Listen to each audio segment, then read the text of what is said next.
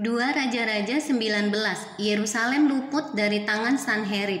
Segera sesudah Raja Hizkia mendengar itu, dikoyakkannyalah pakaiannya dan diselubunginya badannya dengan kain kabung. Lalu masuklah ia ke rumah Tuhan. Disuruhnyalah juga Eliakim kepala istana, Sebna panitera negara, dan yang tua-tua di antara para imam, dengan berselubungkan kain kabung kepada Nabi Yesaya bin Amos. Berkatalah mereka kepadanya, "Beginilah kata Hizkia, hari ini hari kesesakan, hari hukuman dan penistaan, sebab sudah datang waktunya untuk melahirkan anak, tetapi tidak ada kekuatan untuk melahirkannya. Mungkin Tuhan Allahmu sudah mendengar segala perkataan juru minuman agung yang telah diutus oleh Raja Asyur, tuannya untuk mencela Allah yang hidup. Sehingga Tuhan Allahmu mau memberi hukuman karena perkataan-perkataan yang telah didengarnya. Maka baiklah engkau menaikkan doa untuk sisa yang masih tinggal ini." Ketika pegawai-pegawai Raja Hizkia sampai kepada Yesaya, berkatalah Yesaya kepada mereka, "Beginilah kamu katakan kepada tuanmu, beginilah firman Tuhan, janganlah engkau takut terhadap perkataan yang kau dengar yang telah diucapkan oleh budak-budak Raja Asyur untuk menghujat aku. Sesungguhnya aku akan menyuruh suatu roh masuk ke dalamnya, sehingga ia mendengar suatu kabar dan pulang ke negerinya. Aku akan membuat dia mati rebah oleh pedang di negerinya sendiri."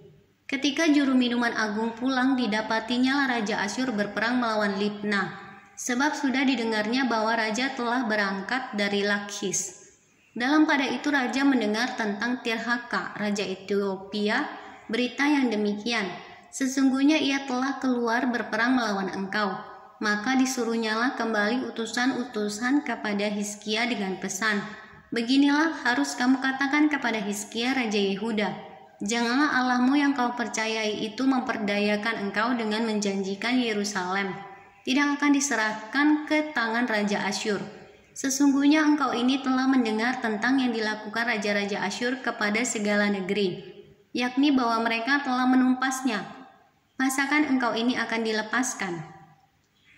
Sudahkah para ahlat dari bangsa-bangsa yang telah dimusnahkan oleh nenek moyangku dapat melepaskan mereka, yakni Gozan, Haran, Rezef, dan Bani Eden yang di Telasar, di manakah raja negeri Hamat dan Arpad, raja kota Sefarwaim, raja negeri Hena dan Iwa?" Hizkia penerima surat itu dari tangan para utusan lalu membacanya. Kemudian pergilah ia ke rumah Tuhan dan membentangkan surat itu di hadapan Tuhan. Hizkia berdoa di hadapan Tuhan dengan berkata, "Ya Tuhan Allah Israel yang bertahta di atas kerubim, hanya Engkau sendirilah Allah, segala kerajaan di bumi. Engkaulah yang menjadikan langit dan bumi. Sendengkanlah telingamu ya Tuhan dan dengarlah, bukalah matamu ya Tuhan dan lihatlah. Dengarlah perkataan Sanherib yang telah dikirimnya untuk mengaibkan Allah yang hidup.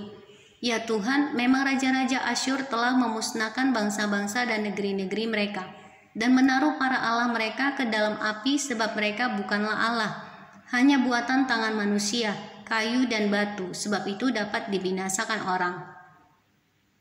Maka sekarang ya Tuhan Allah kami, selamatkanlah kiranya kami dari tangannya, supaya segala kerajaan di bumi mengetahui bahwa hanya Engkau sendirilah Allah ya Tuhan." Lalu Yesaya bin Amos menyuruh orang kepada Hizkia mengatakan, "Beginilah firman Tuhan Allah Israel, apa yang telah kau doakan kepadaku mengenai Sanherib Raja Asyur telah kudengar. Inilah firman yang telah diucapkan Tuhan mengenai dia. Anak darah yaitu putri Sion telah menghina engkau, telah mengolok-olokkan engkau, dan putri Yerusalem telah geleng-geleng kepala di belakangmu. Siapakah yang engkau cela dan engkau hujat? Terhadap siapakah engkau menyaringkan suaramu dan memandang dengan sombong? Terhadap yang Maha Kudus Allah Israel. Dengan perantaraan utusan-utusanmu engkau telah mencela Tuhan, dan engkau telah berkata, dengan banyaknya keretaku aku naik ke tempat-tempat tinggi di pegunungan, ke tempat yang paling jauh di gunung Libanon. Aku telah menebang pohon-pohon arasnya yang tinggi besar, pohon-pohon sanobarnya yang terpilih. Aku telah masuk ke tempat permalaman yang paling ujung, ke hutan pohon-pohonnya yang lebat. Aku ini telah menggali air dan telah minum air asing. dan aku telah mengeringkan dengan telapak kakiku segala sungai di Mesir. Bukankah telah kau dengar bahwa aku telah menentukannya dari jauh hari, dan telah merancangkan para zaman purbakala?